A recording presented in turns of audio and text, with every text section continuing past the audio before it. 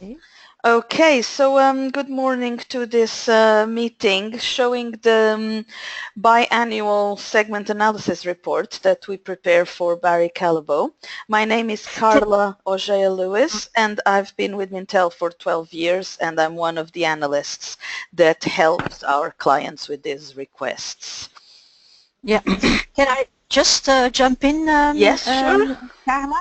For the people who don't know me yet, I'm Karen from the CMI marketing department based in Wiese, and I also would like to welcome all of you to our explosive, probably webinar on the spring-summer edition of the biannual segment insights report. The focus of this webinar will be the analysis of the new products containing chocolate and cocoa that were launched between Jan and June of this year related to the several product categories. Topics that will be treated will include innovation, flavor trends, product claims, global and regional market activity. And this special webinar is hosted for Barry Callebaut by Mintel, and for those who are less familiar with Mintel, they are world's leading market intelligence agency and one of our product database. Carla already introduced herself, so I don't have to do that anymore. I understand that the presentation will run for about roughly 30 minutes and focus on 2 to 3 segment sections, and then we will open up the floor for questions and answers at the end. So I would like to pass now over to Carla to start this session. Yes, so we've got, as you can see on your screen, this is the introduction. So we've got several sections on several categories. I'm assuming the categories that you'll be most interested in will be chocolate, confectionery, bakery, and desserts. Those are the first 3 categories. Would that be okay? Or we can start to going like this in order, and then if there's time we can move on to some of the other categories. Okay. But I believe this document will be shared out, so you can always read out the information and then contact us if you've got any specific questions. So first we're going to look at the chocolate confectionery section. So between January and June 2016, there were 7,084 products that we captured on GNPD, the Global New Products Database. So out of these, we see the majority of the activity was in Europe. So 46% out of these 7,000 products were launched in Europe, then 23% in Asia Pacific, 13% North America, 10% in Latin America, and 8% in Middle East and Africa. And we can see here the evolution of the splits and divided in 6 months.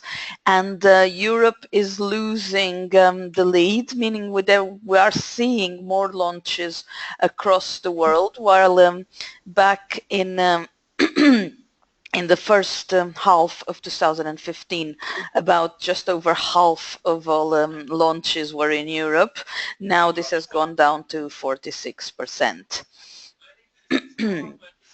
And there have been, the first half of the year is usually quite active because we have occasions, very chocolate heavy occasions such as Easter and Valentine's Day that happen on the first half of the year. Then at the bottom we see the split by subcategory as we divide them on GNPD, and chocolate tablets were the most active subcategory, but in this half of the year, because of the mentioned Easter, Valentine's Day and so on, seasonal chocolate actually had quite a big percentage of launches. So we had 28% of all launches were both in chocolate tablets and 28% in seasonal chocolate. And this has gone up, so the second half of 2015 only had 15% launches of seasonal chocolate, so special Christmas editions, advent calendars, and so on. And but we had a lot more in the first half of this year. Then we had non-individually wrapped chocolate pieces that actually gone down from 25 to 21%, and then individually wrapped chocolate pieces. The regular count lines, the normal chocolate bars that you can buy in any corner shop, they remain stable around 10-12%, and then other chocolate confectionery, it's just very niche at 1%. So in here we can highlight a couple of products that we found interesting this first half of the year. And one of these products is from Canada, Russell Stover Candies Freeze It. It's an ice cream flavored candy bar that's covered in dark chocolate, and it's suitable to be enjoyed frozen. So it's quite an interesting product for the summer because it says it freezes in just 30 minutes.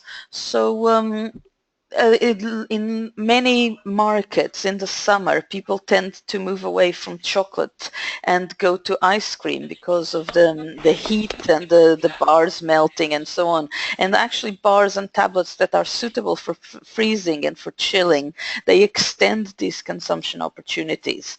So they make a product more flexible, so you can consume it as a bar, but you can also consume it as a chilled or frozen treat.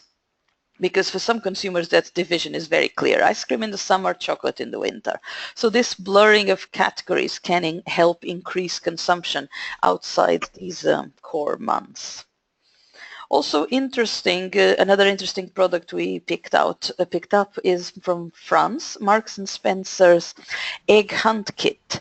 So rather than just supplying the loose chocolates, the loose products, saying they are suitable for egg hunt, suitable for the children, this full kit already has 15 small milk chocolate eggs, a large golden milk egg, so the big prize, and some hunt markers like go here or surprise there and so on. And it's available in a bucket that the children can then pick out and go and look for the eggs. So they offer these packs. They offer parents convenience while they set up the hunt with minimal fuss. They have the small treats, the bigger prize, and can be a competition for siblings that everyone will try to get a big egg, or the parents can buy a separate kit for each child to prevent tears. And now the second section, second page, focus more on flavors. So again, we've got here the top 5 flavors by region, specifically in regions.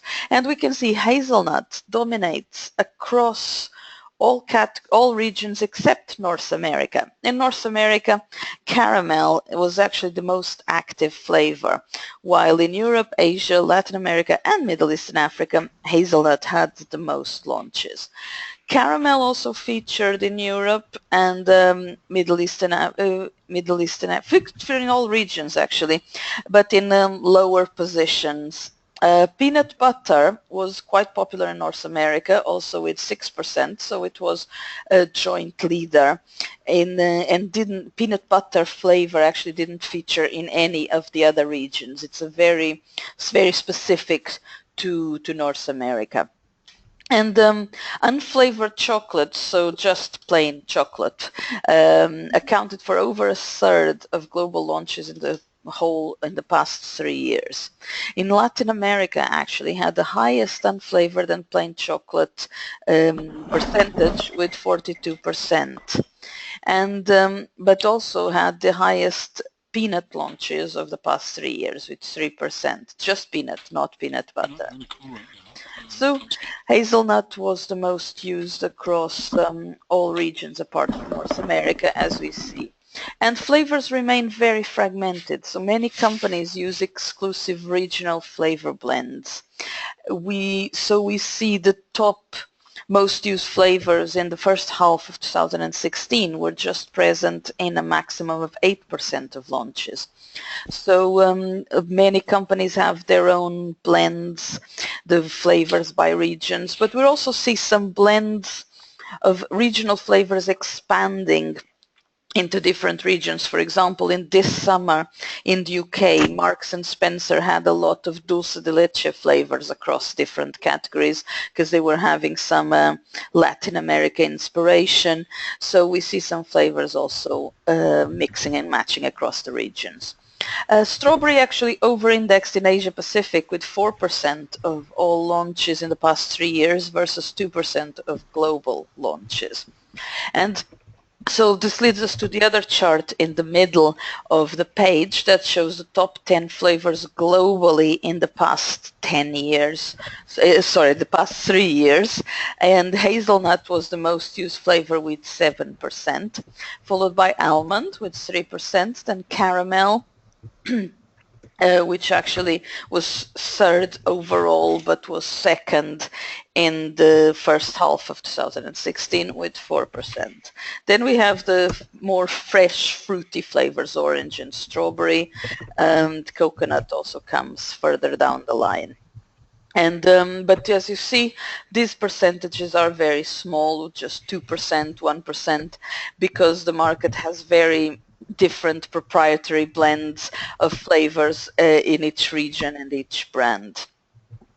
And looking at some examples of flavor innovation, something we've seen recently is blonde chocolate. We've seen a number of blonde chocolate coming into the market. So it is said to be made by slowly heating up white chocolate until caramel colored, and it's said to have a caramel flavor note and a deep sweetness. So Nestle, in this launch that we see at the bottom of the page from Spain, they actually describe blonde chocolate as the fourth chocolate after milk, white and dark, which are the traditional 3 types of chocolate. So this gives opportunities for novel and unusual flavor combinations. Oops. Okay, there was some sound on the line. But as continuing, so this new option can open up opportunities for novel, unusual flavor combinations that complement this blonde chocolate's caramelized sweetness. And we see here there's been launches, a few launches in Japan. There's one example here from Kabaya, platinum style blonde chocolate, but also in France, Un Dimanche à Paris blonde chocolate, and also from Nestle, so a major player in Spain. So it's not just a niche appearing in one country. This first half of the year, we've actually seen it across the world from several brands. So that's one of the new flavor type innovations. And in terms of dessert flavors, they're have been popular for a while, but continue to be quite popular globally, offering consumers a sweeter chocolate experience with tried and tested flavors. So consumers may not want a full dessert after a meal, and the dessert-inspired chocolate can help satisfy these sweet cravings with fewer calories and give them the flavor of the dessert. We've got here examples: red velvet cake chocolate in South Africa, the Lindt Creation dessert box that includes tiramisu, meringue, brownie, millefeuille, so very typical dessert flavors, and also from Lindt, milk chocolate with carrot cake in Norway as well. And continuing, so the last page for chocolate confectionery, focus on positioning claims as well. So we've got here the top 5 positioning claims, and divided by regions. So this quarter, actually, due to the mentioned Easter, Valentine's Day, and so on, seasonal claims still lead in most regions, particularly in North America, where 38%, more than a third of launches were seasonal. Vegetarian claims were also quite high, especially in Asia Pacific, where 18% of chocolates had a vegetarian claim on the pack. Low allergen claims were quite high as well, especially in Latin America with 21%, but this could be due to regulatory laws, because I'm aware that in Brazil all products need to have gluten information, so stating that they're gluten-free. So this kind of increases the low allergen claim in the region. And so we're going to now to look at some sections on trend and product innovation for chocolate confectionery. So the three we have here are low allergen and sugar alternatives, ancient grains, and protein chocolates. So first, starting with low allergen. So this claim was present in a number also of vegan chocolates, and we saw using dairy alternatives such as cashew milk with a Y because it's not real milk, and also coconut has been increasingly popular across many food categories, with coconut nectar and sugar, coconut sugar being used as sugar substitutes. So we've got here this example. So we've got the only 4 Easter egg from Brazil that uses only 4 ingredients: coconut oil, coconut sugar, cocoa butter, and cocoa mass. And also from the UK, we've got this raw organic raspberry cashew milk chocolate, and it's sweetened with evaporated coconut nectar. And we are seeing many of these dairy alternatives being used across categories. And some of these companies, they try to move away from the positioning dairy alternative, and they try to be established in their own right, such as oat drink from Oatly. In other categories, they say that we're not an alternative, we're a drink in our own right. And we can see some of these products not being necessarily dairy alternatives, but to be a special product in their own right that is suitable for vegans.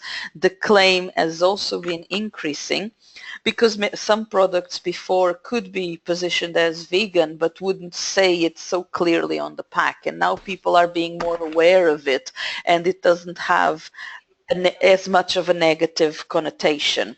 So we're seeing that claim also increasing across categories. And now looking at ancient grains. Ancient grains, it's another type of category of ingredients that we are seeing across a number of food categories, not just chocolate, and that helps the health connotation, the use of these ingredients, because they're being more popular worldwide, and they offer implicit health benefits. Many of these chocolates, they also bear popular good-for-you claims, such as organic, no additives, preservatives, and ethical claims as well, but they are including some of these these ancient grains in their formulation. So we've got from Australia quinoa and cranberry dark chocolate sweetened with coconut nectar. So all these top trends kind of all blend together. So we've got this sugar alternative from coconut as well. In France, we've got dark chocolate from Haiti with linseed, amaranth, and caramel. And in the Netherlands, we've got the chocolate spelt balls as well. And the final trend here for chocolate confectionery is about protein. Following many main food trends, we have seen protein claims appearing not only in niche products, but also versions of mainstream chocolate count lines such as Mars or Snickers. Using vegetable proteins such as pea protein, rice, and soy proteins, some of these launches contain proprietary named protein blends. And with amounts of protein such as 19 grams per bar even, these chocolate bars will appeal to consumers who look for healthier options of their favorite indulgent treats, and can potentially even replace other protein bars as an after exercise option, and could even be positioned as a recovery product. And so we've got some examples here. A green protein Easter egg with 25% rice protein, and a dark chocolate with coconut said to have 12% protein. Mars protein, high protein bar, says to have 19 grams of protein per bar. And finally, from Brazil again, Chocolife protein puru with 8% 8 grams of vegetable proteins. So now, I don't know, do you want to ask any questions relating to chocolate before I move to bakery, or do we do all the questions at the end?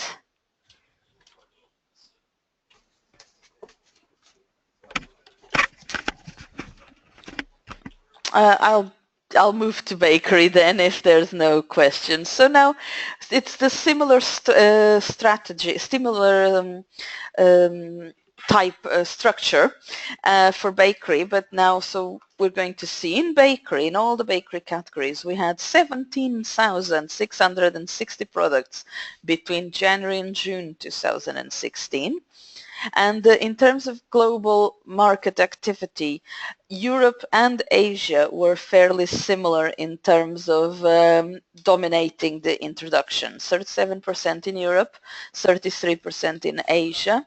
And then we had 14% in Latin America, 10% in North America, and 6% in Middle East and Africa.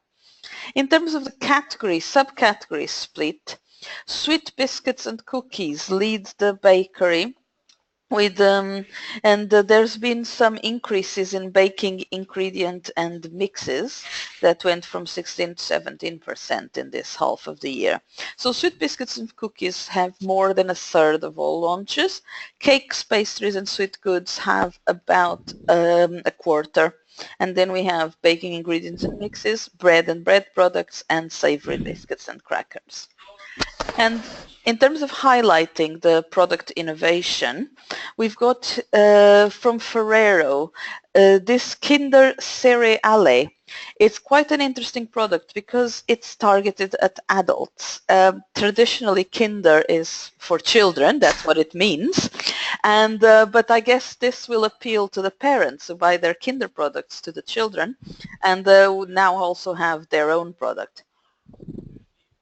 This is a fresh milk and dark chocolate cake made with whole grain flour, almond grains, wheat germ, and it's filled with fresh milk and dark chocolate. And so they're positioned at adults and try to bring parents into the brand. And when I created this slide, so in the first 20 weeks in the market, this product had already sold close to 7 million euros. So it's being highly, highly successful in Italy. So it's quite an interesting, different positioning. And the way the product, we can see the pack image with the coffee cup nearby, and so it's kind of positioned as a breakfast alternative. So it's a more cakey alternative to the breakfast biscuits that we see in the market that have increased recently. And also interesting that we highlight on this front page is from Australia and New Zealand. Tim Tams are traditional chocolate biscuits, very established, very famous in the region. And they now have a range with adult-inspired flavors, with alcohol-inspired flavors. The biscuits have no alcohol, but by naming the range as pina colada instead of pineapple and coconut, and espresso martini instead of coffee, they highlight this clear adult positioning. So the varieties are strawberry champagne, pina colada, and espresso martini.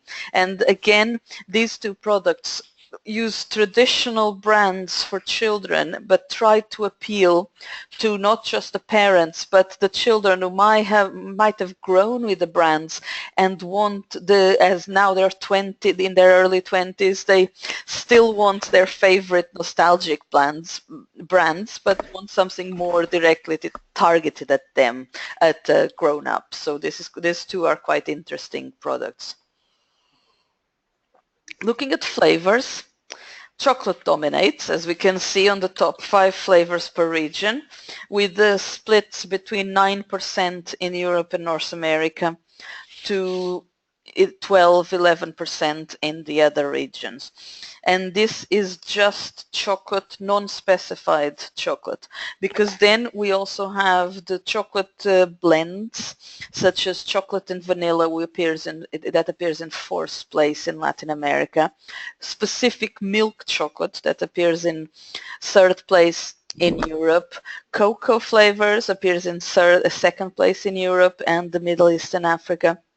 So chocolate, cocoa, dark chocolate, white chocolate, and all these varieties tend to dominate the category in terms of flavors.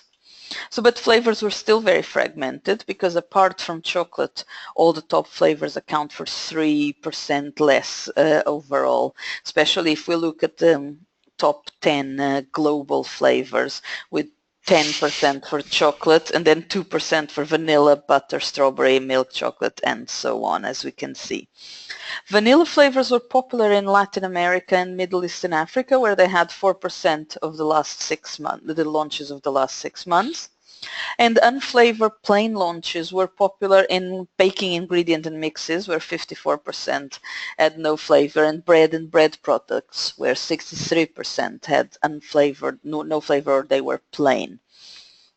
And looking at flavor innovation, I'm highlighting here meat flavors because, as we can see from the charts, sweet flavors tend to dominate, but we are seeing in some biscuits and crackers and also some bread mixes, we're seeing some meat flavors coming into the category. Especially, but we saw something special in savory biscuits, but they offer a more substantial snack and will appeal to some consumers who may not have a sweet tooth and they wish for a savory snack. So we've got chorizo flavored crackers in Switzerland, or maple and bacon flavored cornbread mix in the US.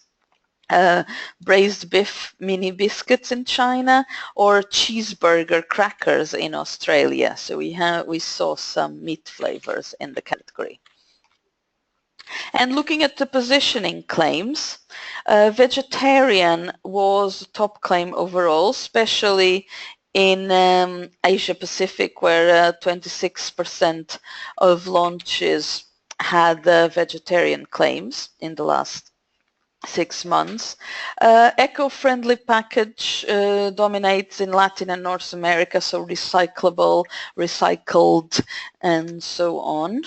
Low allergen, gluten-free claims were also part of the top 5, as were low trans fats were quite high, especially in the Americas. And now looking at the trends and product innovation, the 3 categories we highlight here are protein, gluten-free options, and breakfast biscuits. So protein, we've got protein claims were still very niche, less than 1%, but they show some potential for growth based on similar categories. And these protein cookies can also help replace protein bars and so on. So we see here from Argentina, Ultra Tech protein cookie with chocolate chips set to provide 17 grams of protein, and an all-protein cookie said to be a handy snack for protein supplementation and actually positioned for before or after exercise. So again, as an alternative to protein bars. Gluten-free claims were present in 9% of all introductions in the first half of 2016. They were mostly seen in North and Latin America, but it's worth noting, as I said, that in Brazil all products need on-pack gluten information by law. So in these examples I tried to pick products that were not from Latin America. So we've got from Canada, Co-op Gold Pure gluten-free chocolate cake and cupcake mix, and also chocolate chip crunchy cookie bites in the US made with natural ingredients including coconut oil and semi-sweet chocolate, and they're gluten-free. And finally in the UK we've got Tesco free from gluten and wheat cream-filled profiteroles. And breakfast biscuits, we continue to see the establishing of the breakfast biscuit segment with more launches in the market. Retailers have launched a number of products to gain a firm foothold in the segment. So ingredients include traditional breakfast staples such as cereals, cornflakes, but also the indulgent ones such as the chocolate chips and fruit and so on. So we've got here some examples. We've got from the US retailer Trader Joe blueberry breakfast biscuits, And in the middle from Spain, again from a retailer. These examples are all from retailers. Breakfast biscuits with dark chocolate and 5 cereals in the middle from Consum in Spain. And from Auchan in France, we've got cornflake and chocolate chip breakfast cookies as well. And so now the third category we're going to look at will be desserts and ice cream. So looking at desserts and ice cream, we've got, again, most of the activity is in Europe, 42%, with 32% in Asia Pacific. We saw a small decline in activity in Latin America, but then again, between January and June, well, we have the start of the summer in the northern hemisphere. In the south, it's starting winter, so there'll be slightly less ice creams coming into the market. So if we look at the subcategories, dairy-based frozen products, so traditional ice cream rather than sorbets, they lead the category with percent of in terms of total launches, so 41%, and there were just over 5,000 products launched in the first half of 2016. So we've got 41% were in dairy-based frozen products, 23%, just under a quarter, in chilled desserts, and shelf-stable desserts followed with 20%. Then with smaller shares were other frozen desserts, water-based frozen desserts such as sorbets and lollies and so on, and finally dessert toppings. And speaking of sorbets, we've got here in the product innovation from Syria in France, there's a brandy sorbet range, so blends of fruit and alcoholic drinks. This range again offers premium, interesting options for adults. So again, we see the trying to, in some categories that are traditionally children's categories that treat the ice cream, we got to see some products specifically for the grown-ups, so they don't get the children stealing all their desserts from the fridge as well. So this range includes apple and Calvados sorbet and Lorraine Mirabelle plum sorbet with brandy. And they have fruit pieces and sauce for a more texture and a more interesting experience. Also interesting is a range of frozen custards in the US, and frozen custard is a new category that we're starting to see.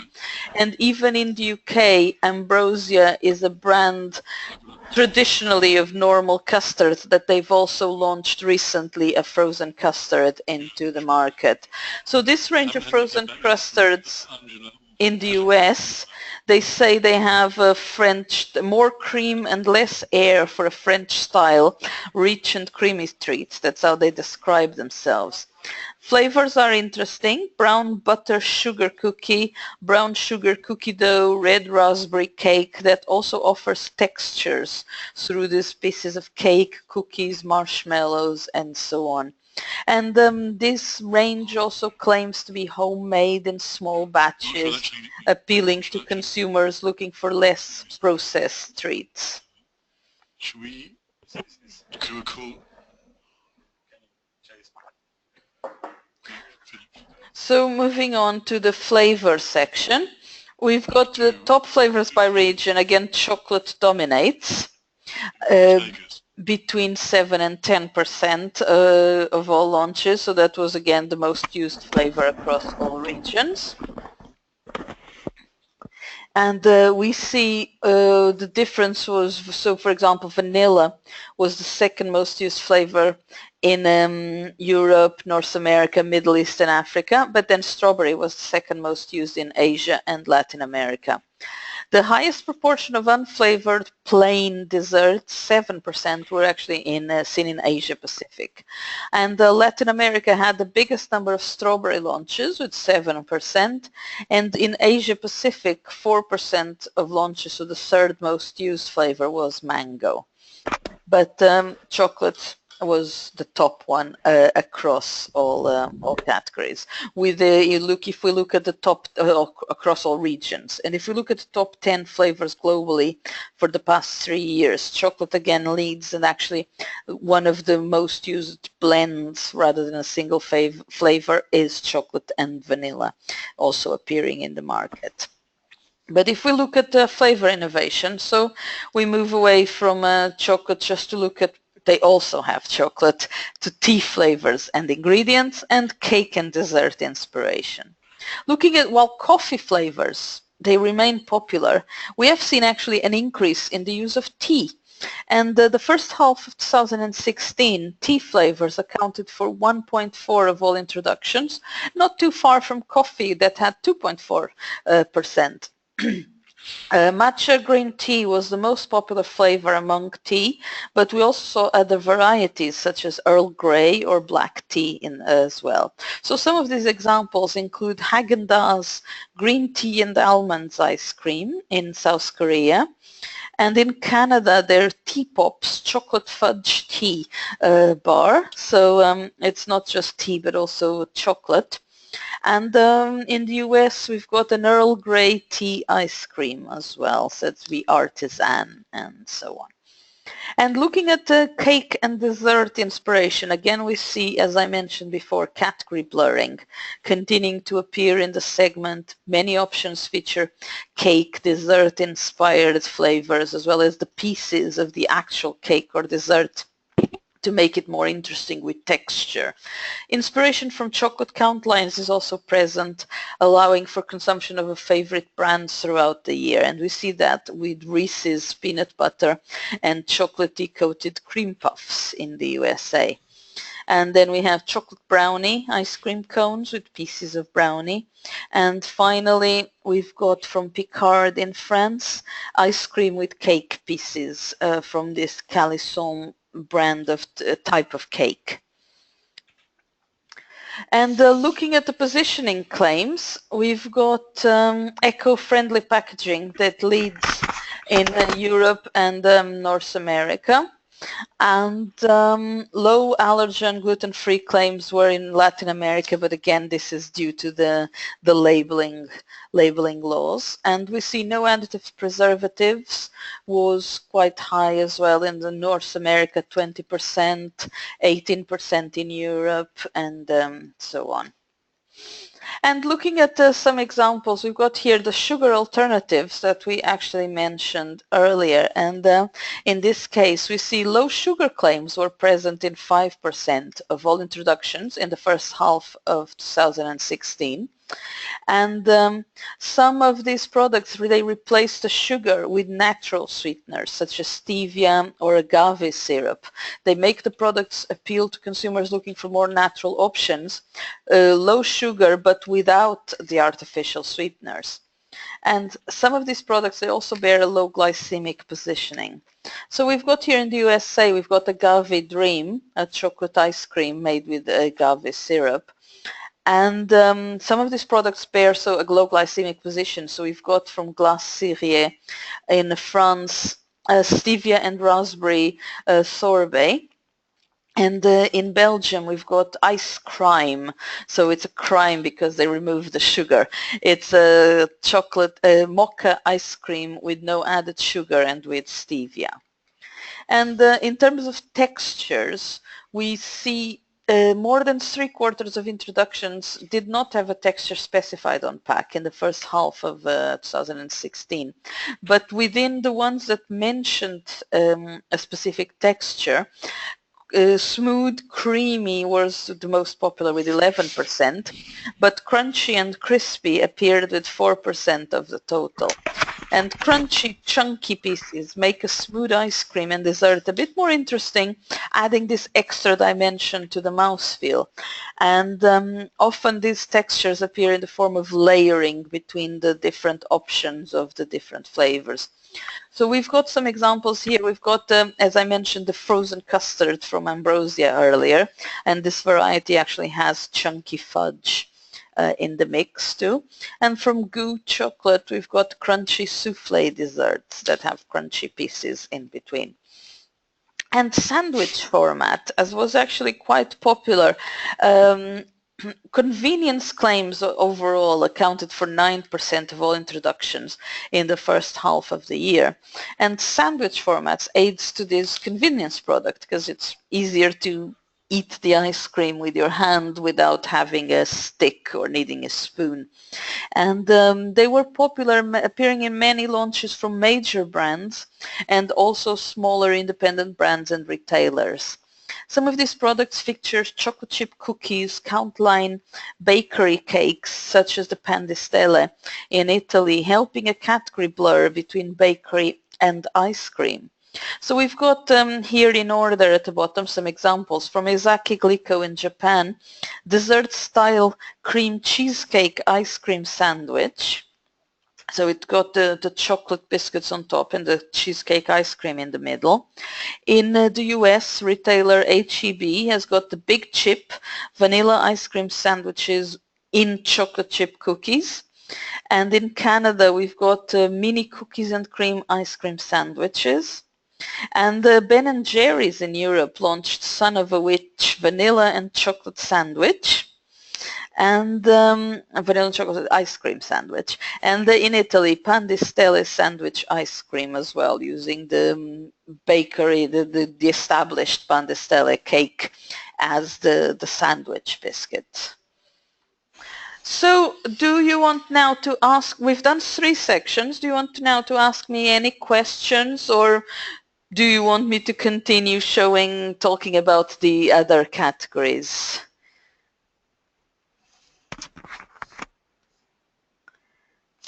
I let it up to the people. Because we have still have about 15-20 minutes, so... Okay, then I propose to continue maybe, Carla. Okay, that's fine. If people have questions, they can come back to us afterwards, I think. That's it, because you can always contact you and Jenna after with questions, and then I can email later with some replies. So let's continue. Okay. Looking at snack, cereal, and energy bars. So there were 1,700 products between January and June, so a slightly smaller category. Europe and North America were the most active regions. Good growth in the first half of 2016. And looking at all the snack categories, snack bars were actually the 4th largest snacks category after nuts, fruit snacks and potato snacks. So they were the 4th more popular with 12% of all the snack launches.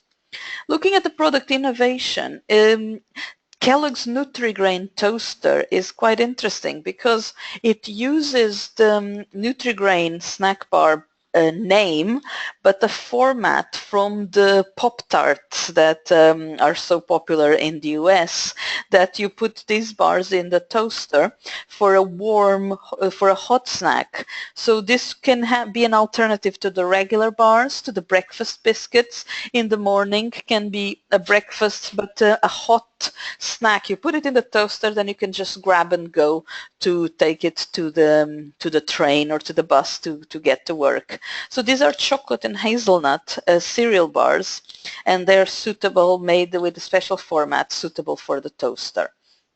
And quite interesting is the Quaker Oats Chewy Snackwich. It's a chewy peanut butter and chocolate chip snack sandwich that's said to be great as an after-school snack. So this is positioned for children. And it's got whole grains, calcium, fiber, and 6% total fat. So all these health claims would also appeal to the parents want the children to have a healthy snack after school that will fill them up until dinner time. And the playful format, so sandwiching chocolate chips and peanut butter into these 2 square bars, that will appeal to the children and teens that are looking for a different snack. So it's basically like having a chocolate sandwich.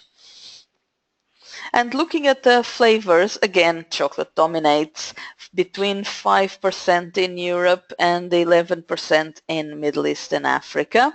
And this is just unspecified chocolate, because if we look at this chart, we also see chocolate milk, dark chocolate, chocolate and peanut butter, chocolate and coconut. So chocolate appears in this top 5 by region in a number of varieties and blends. It's still quite popular. And it's globally, looking at past 3 years, it had 6% of all launches. Milk and dark varieties, they also made the top 5. Peanut butter with 3%, chocolate and peanut butter blends, again with 3%, they were popular in North America. Strawberry flavors, again, mostly seen in Latin America. And cake inspiration was also present, and we saw chocolate and brownie varieties showing some increases in the past 3 years.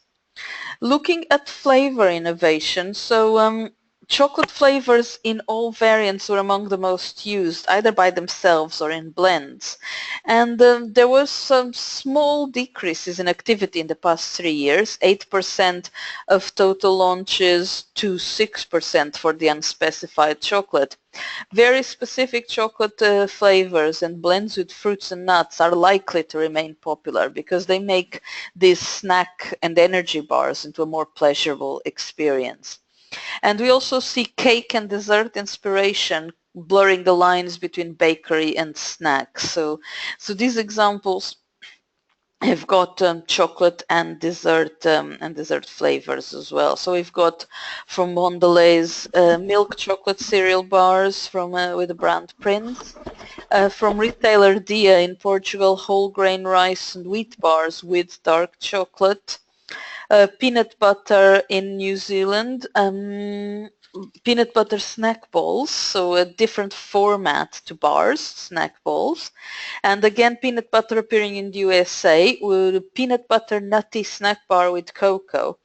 And protein was also present in these bars traditionally. So we've got a protein plus lemon poppy seed pound cake bar in the USA, and a chocolate cheesecake protein bar in Canada. So again, the dessert flavors appearing in the category. Finally, looking at the positioning claims, we have low allergen appearing as the top claim with 54%, more than half of products in North America had a low allergen claim and 47% a gluten-free claim. Organic claims were mostly seen in Europe, where about just under a quarter of all launches had organic claims, and North America with 20%. And looking at the generic, so trend and product innovation, we've got the 3 categories of protein, portability, and texture. Looking at protein, so high protein claims were present in 9% of all launches in the first half of the year, which increased from 6% in Q1 to 12% in Q2. So they're becoming more popular. And the positionings were varied within these products, from satiety to energy to bars just offering extra nutrition with all the convenience of a bar. So we've got in New Zealand Nice and Natural, a dark chocolate and cacao protein nut bars with super seeds. And in Spain, it's an interesting product name, Proteína entre horas, which means protein between the hours. So it's a mid-between meal snack, basically. So it's protein at any hour. So milk chocolate protein bar. And also in Spain from Hero Sport, so a chocolate cereal energy bar with 30% protein that's said to reduce tiredness.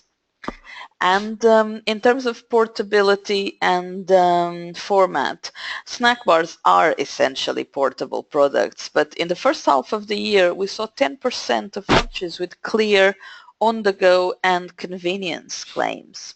And pocket fruit, it's quite an interesting range name and highlights the portability and the healthy nature of the ingredients. In this purple product here from Brazil, fruited bolso mini bars, it translates as pocket fruit. And we also see an interesting format from Mars, Goodness Knows, peach, cherry, almond and dark chocolate snack square it looks like a bar, but they are actually separate squares. And finally, looking at texture, 3/4 of the bars did not feature clear texture information on the pack. Close to 14% of the bars with on-pack descriptions including the words crunchy or crispy. And then followed with 7% of chewy and 3% with soft. So crunch is, and crispness, it's still one of the big keywords. And also we're seeing some of the major brands launching soft bars. So even though the soft texture only accounts for 3%, there might be potential for changes in consumer preference since some of the major brands are now launching these soft flavors. And we see here, for example, Kellogg's Nutri-Grain, they have chocolate and raspberry soft baked breakfast bars right at the corner at the bottom as well. And we have Nurture Organics, Happy Mama, Prenatal Blueberry and Beet Soft Bake Oat Bars. And also with the Finding Dory character on the pack, we've got from General Mills, Betty Crocker, Chocolate Chip Brownie Soft Bake Snacks. So again, we see this soft positioning also from some of the big brands. And then we've got Chewy Caramel Nut Granola Bars dipped in milk chocolate from Canada. And with the crunchy, we've got Crunchy Protein Bit in Italy, Choco Brownie Protein Bar, and from Dole Crunches, Dole Snackers Almond Snack Crunches in Indonesia. So now we continue to breakfast cereals. And so in breakfast cereals in the first half of 2016, we had 2,700 products on GNPD, of which 39% were in Europe, followed by Asia Pacific with 23%. And cold cereals dominate the number of launches, 78%, while hot cereals only accounted for 22%. And the most important, we'll look at the product innovation, and it's interesting to see the use of vegetables also appearing in this category. So we've got here a muesli, Urkraft muesli in Sweden. It's basically a primal force positioning, primordial, and it's made with beetroot and dark chocolate and with the buckwheat, barley and oats as well, and it's said to be rich in fiber, low in fat and so on.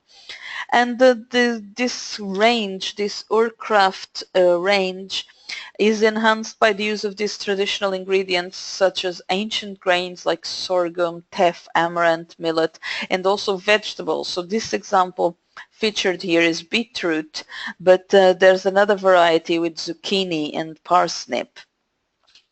And the vegetables, it's interesting appearing in cereals because we are seeing in beverages and juices a large number of vegetables blends coming up into the market, and it's interesting to see it also appearing in cereals. And in terms of sweet flavors, we've got here cookies and cream flavored cereal with cocoa biscuit pieces from Quaker in Netherlands and France. This gives a special creamy taste, and dessert flavored cereals give consumers more than a healthy breakfast, but adds these indulgent flavors make the occasion a little bit more special. Usually chocolate biscuit flavors cereals are targeted at children, but these look a bit more grown up. There's again, it's a children's flavor for an adult product. Looking at flavors, chocolate dominates everywhere except North America.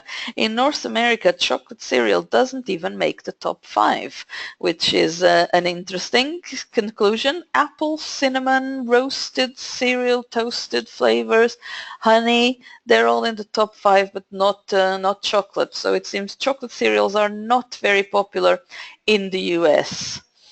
And but in Europe 12%, Latin America 13%, so chocolate flavors appear in the top 5 flavors. Overall, globally, it had 10% of all chocolates was the most used flavor, but not in North America. In North America, the flavors were very fragmented. So in the past 3 years, fruit was the top with 4%. At the start of 2016, cinnamon, apple and cinnamon, again 4%. So there's a lot of fragmentation in terms of flavors. And looking at some examples, so we got again vegetables and alternative ingredients, as I had mentioned before, still fairly niche, but we are seeing some inclusions and also the ancient grains appealing to the health-conscious consumers. And we've got here Edu Foods, Bitsy Brain Food, Fruit and Veggie, 123, this cereal for children in the USA. And also in the USA, we've got Back to the Roots, stone ground purple corn flakes cereal. So purple corn is popular in Latin America, especially in Peru, and we're starting to see it appear in other regions as well. And in the UK, we've got Lucy Rocks paleo granola with beetroot and baobab. And dessert flavors, they also appear here in breakfast cereals. So we've got a dark chocolate macaroon flavor in the US in this organic crunch granola. And the Kellogg's cornflakes in India, a brownie delight flavor. And in Japan, a big baked cheesecake flavor cornflakes as well. And finally, we've got, in terms of positioning trends, whole grain, very big positioning claim, especially in North America. 63% of products had whole grain claims, 37% in Asia, 35% in Europe as well. So that's one of the big claims of the first half of 2016. And looking in terms of trends and product innovation, so protein features again. With the high protein cereal, they counted only for 2.6% of global launches. Consumer preference is still high. In Europe, between 20% in Spain and 25% in Germany of consumers, they mentioned to Mintel research that protein content is a choice factor in their cereal. And more than a third consumers highlighted the desire for breakfast cereal, keeping them full until the next meal. There is opportunity for protein-enriched options coming into the market. And we are seeing some from bigger players, such as Weetabix protein. That's very clear positioning on the front of the pack. And we see your Mornflake in the UK, high protein porridge with chocolate flavor as well. Whole grains and fibers, so that was the big claim of this first half of the year. Close to 40% of launches had these clear whole grain claims. And we see European consumers, they clear state fiber as an important choice when purchasing breakfast cereals. And we see some examples here. We've got Ancient Grains, Uncle Toby Oats, Ancient Grains in Australia, and Fabulous High Fiber cereal from Dorset Cereals in Norway. And in South Africa, Thrive, high protein and high fiber cereal for the whole family. And children, breakfast cereals clearly targeted at children, accounted for about a fifth of global launches. And these shares were higher in Latin America with a quarter and Middle East and Africa with 22%. So character packaging, interesting shapes, sweeter flavors, but these products need to appeal to both children, the consumers, and to parents, the purchasers. Parents can also be swayed by health claims such as the high protein, the fibers, the vitamins. So we've got some examples here. We've got crispy breakfast cereal, morning school in Vietnam. In Singapore, Kellogg's mini wheats with 9 grams of protein per serving. And finally in the UK, Nesquik chocolate flavored ice cream with wheat and fortified wheat and maize. So it's just after 10. I'm not sure I'll have time to go through dairy because I think someone else wants this this meeting room. But so if you have any, I hope this was useful. And if you've got any questions whatsoever, please don't hesitate to contact me. At the end, we've got here the contacts for Karen and Jenna and also my email and phone number if there's any questions regarding this presentation. Okay, on a practical side, Carla, do you prefer to get direct emails, or do you prefer to let it go through myself? Because I'm only a third party then, but... I think it depends on the question. If it's a quick Okay. question that I can answer, then an email directly to me is okay. If it's more of a complicated thing that might develop into a project, then it might be better to go through you to see if it's something that we can then help as part of a bigger project. Okay, then I propose forward them to me if there are questions, and I will check then with Carla. That's good. Yeah? Okay. Thank you very much, Carla, for this interesting hour. It took us an hour instead of 30 minutes, but okay.